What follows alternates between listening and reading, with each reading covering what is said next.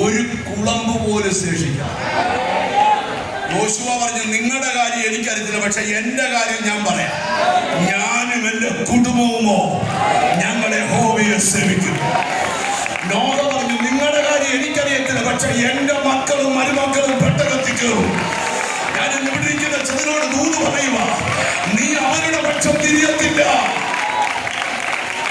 നിന്നെ പിടിച്ച കാട്ടി കൊണ്ടുപോകുക.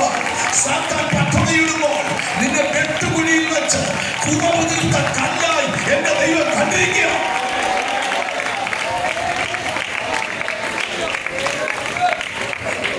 എനിക്കൊരു ബോധ്യം തരുന്നത്, തടയുന്ന കൈകളല്ല.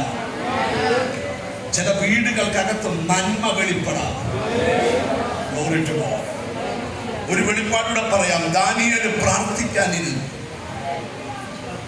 ആരംഭ ദിവസം തന്നെ മറുപടി ദൈവത്തിൽ നിന്ന് വന്നതാണ്. പക്ഷെ 21 ദിവസം ആ മറുപടിയെ ഒരു സ്ഥലത്ത് തടുത്തു വെച്ചു. പക്ഷെ ഇനിയും തടുത്തു വെക്കാൻ പറ്റത്തില്ല. സ്വർഗം ദൂതന്മാരുടെ കൗൺസിൽ വിളിച്ചിരിക്കും.